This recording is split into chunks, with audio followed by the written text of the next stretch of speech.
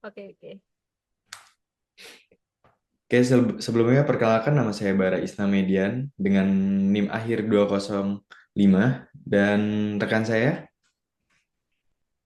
Nafi Aini Rahmaditya dengan NIM akhir 086.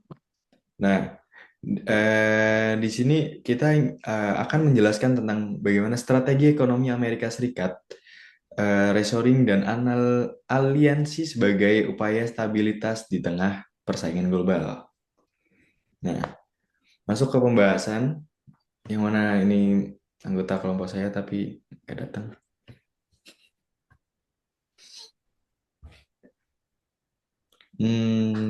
Nah, pembahasan pertama adalah latar belakang. Nah, di latar belakang ini ada tantangan ekonomi global pada periode 2020-2025 menjadi masa yang penuh tantangan bagi ekonomi global di mana berbagai faktor saling berinteraksi dan mempengaruhi kestabilan ekonomi negara-negara di dunia.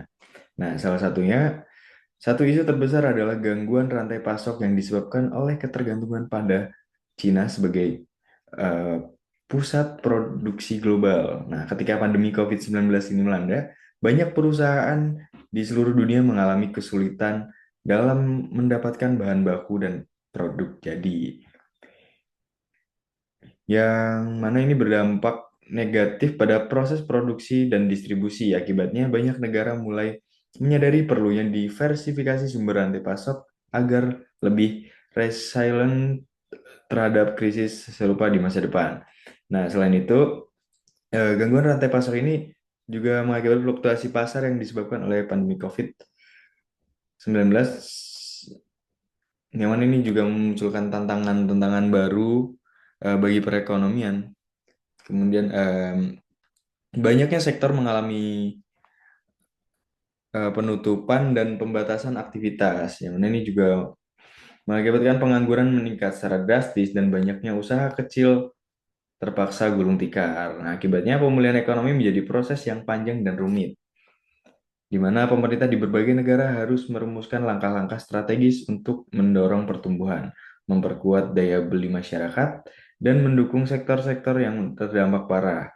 Selama periode ini, stimulus fiskal menjadi alat penting bagi banyak negara untuk menstabilkan ekonomi mereka.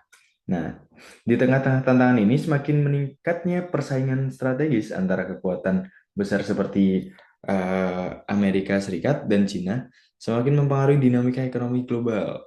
Ketegangan dagang dan investasi antara kedua negara menciptakan ketidakpastian bagi pelaku pasar yang pada gilirannya berimplikasi pada keputusan investasi dan perdagangan internasional. Nah, dalam konteks ini, AS berusaha untuk mempertahankan dominasi globalnya dengan memperkuat aliansi strategis dan meningkatkan inovasi teknologi domestik. Upaya untuk memulihkan ekonomi tidak hanya difokuskan pada pertumbuhan, tetapi juga pada penciptakan ekosistem yang lebih berkelanjutan dan siap menghadapi tantangan di masa depan. Nah, bagi Amerika Serikat, stabilitas ekonomi domestik menjadi prioritas utama dalam menghadapi dinamika global yang bergejolak. Pemerintah perlu mengimplementasikan kebijakan yang tidak hanya mendukung pemulihan ekonomi pasca pandemi, tetapi juga membangun fondasi yang kuat untuk pertumbuhan jangka panjang. Investasi dalam infrastruktur, pendidikan, dan teknologi menjadi esensial untuk memastikan daya saing AS di pasar global.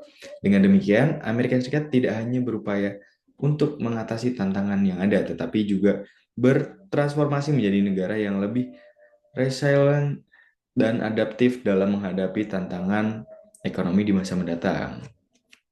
Lanjut ke pembahasan kedua. Nah, di sini kita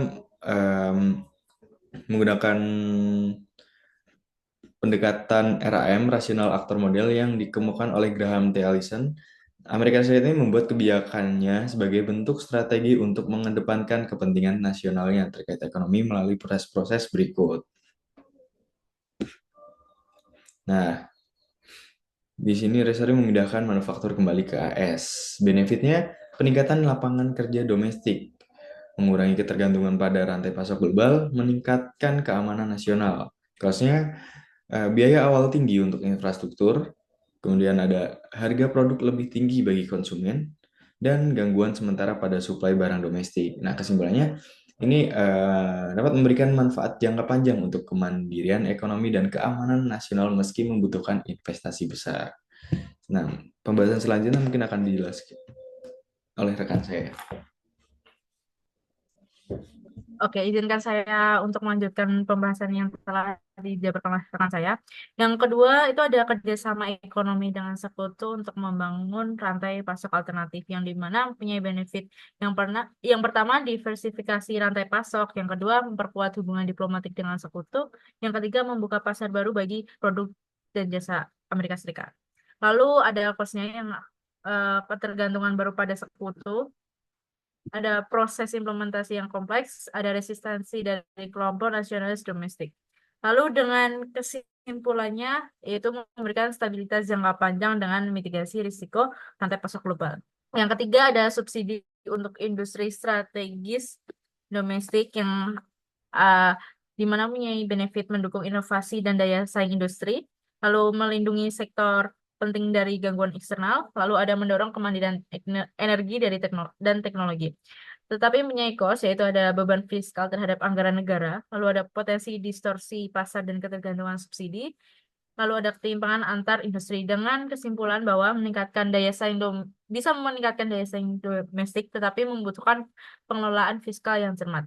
Lalu yang terakhir ada melanjutkan hubungan ekonomi dengan Cina tanpa gangguan.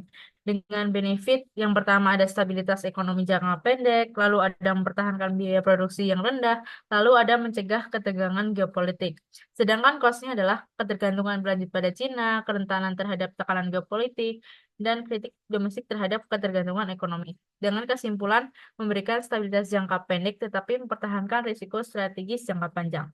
Nah, kebijakan reshoring yang akhirnya diambil oleh Amerika Serikat itu didorong oleh sejumlah alasan penting, yang dimana dimulai dari kemandirian ekonomi hingga tekanan politik domestik. Salah satu alasan utama adalah kebutuhan untuk meningkatkan kemandirian ekonomi dan keamanan nasional, di mana Amerika Serikat itu menyadari bahwa ketergantungan pada rantai pasok global yang terkonsentrasi di Cina merupakan risiko strategis, terutama dalam konteks geopolitik yang semakin kompetitif. Nah, ketergantungan ini tuh memperburuk kerentanannya terhadap gangguan eksternal seperti yang terlihat selama pandemi COVID-19 dengan meningkatkan produksi domestik melalui reshoring. AS juga dapat memperkuat kontrol terhadap pasokan barang-barang penting dan mengurangi ketergantungan pada negara lain yang dapat menjadikan sumber gangguan atau konflik. Nah, dengan kesimpulannya adalah pemilihan kebijakan yang alternatif atau reshoring pertama oleh Amerika Serikat itu mencerminkan komitmen terhadap stabilitas dan pertumbuhan ekonomi jangka panjang dengan tujuan menciptakan lingkungan yang mendukung investasi dan inovasi, dan kebijakan ini juga merupakan respon terhadap tantangan global dan persaingan internasional yang semakin ketat, terutama dari negara-negara berkembang. Dengan fokus pada isu-isu kritis seperti perdagangan bebas, perubahan iklim, dan keamanan nasional, Amerika Serikat berupaya untuk meningkatkan daya saingnya. Selain itu, kebijakan itu memperhatikan aspek sosial dengan meningkatkan kesejahteraan masyarakat, terutama bagi kelompok rentan, melalui investasi dan pendidikan, kesehatan, dan infrastruktur. Nah, terakhir, pemilihan kebijakan ini itu menunjukkan kesadaran akan pentingnya kolaborasi internasional, di mana Amerika Serikat itu berusaha untuk menjalin kemitraan strategis untuk mencapai tujuan bersama dan menghadapi tantangan global yang kompleks. Saya kembalikan ke moderator. Nah, mungkin cukup sekian dari presentasi kami. Mungkin kurang lebihnya mohon maaf. Sekian dari kami. Ya. Assalamualaikum warahmatullahi wabarakatuh. Assalamualaikum warahmatullahi wabarakatuh.